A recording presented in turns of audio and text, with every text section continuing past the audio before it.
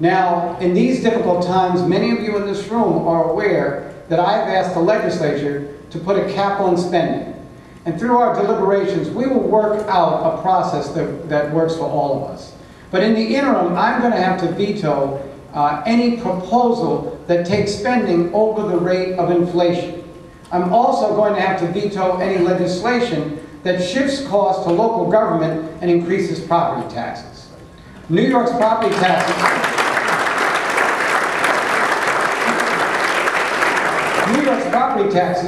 are 79% higher than any other, than the average around this country.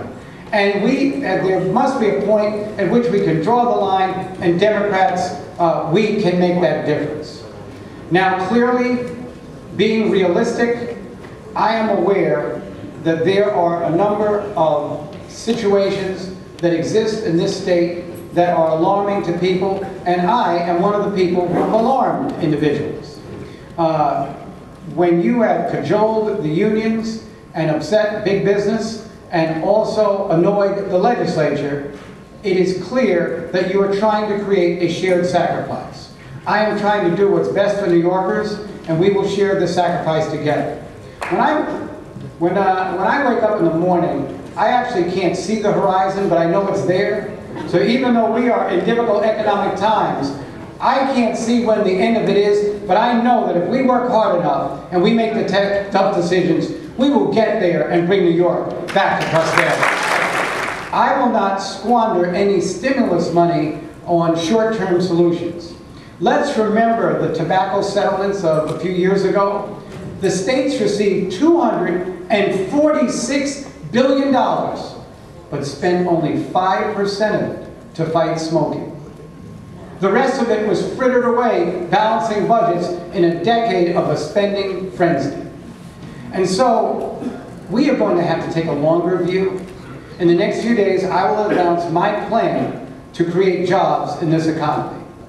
We will restore a stimulus matching fund of federal dollars with New York money to create tens of thousands of high-tech jobs in clean energy, broadband, information systems, and also to revitalize a power grid for the next 100 years.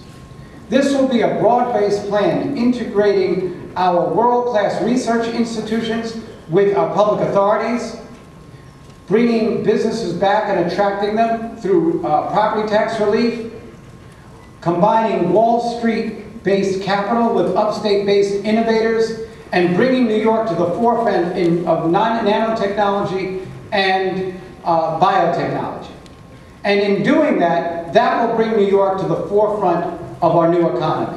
From stem cells to wind turbines to high-speed rail to increasing our treatment for cancer and for diabetes, New York will be in the forefront of this new economic program. Now, remember Harry Truman once said, the buck stops here? Well, where the economy is concerned, I want to think that the buck starts here, right here in New York State.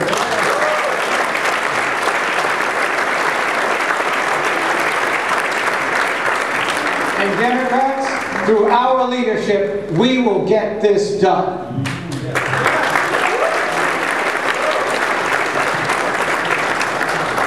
Every decision I make as governor rests on the resolution of this question. Are we doing what's right for all New Yorkers?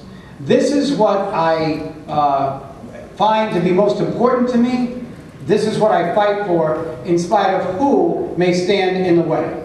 And so, since we beat up on the Republicans and Michael Steele at the beginning of the presentation, I'm going to close by quoting the remarks of a previous governor who happened to be a Republican, Teddy Roosevelt. When Teddy Roosevelt first entered the legislature, he said these words to the Assembly, that I would rather go out of government doing what's right than stay in winning the approval of all men, while knowing all in my heart at that time that I acted as I ought not to. Well, everybody remembers, Teddy Roosevelt did not go out of government.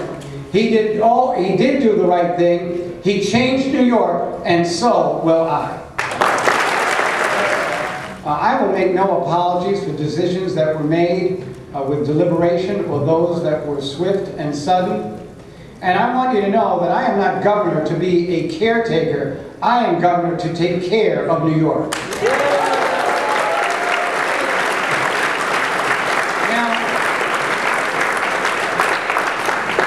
The spirit of New Yorkers are that when we get knocked down, we get back up again. So I want to get up and fight to make sure that those jobs New Yorkers have are not leaving the state. I want to fight to make sure that we are making sure that families can stay in their homes. I want to work to rebuild the health care that has eluded so many of us. And I want to make sure that we can rebuild the pension plan for seniors who probably feel that Albany has forgotten them. I have not forgotten them, and neither have you.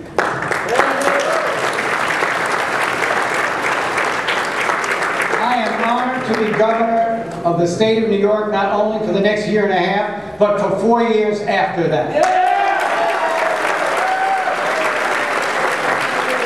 I want to be governor because the entire country looks to New York for leadership, and New York is the place where great things are built. Thank you very much.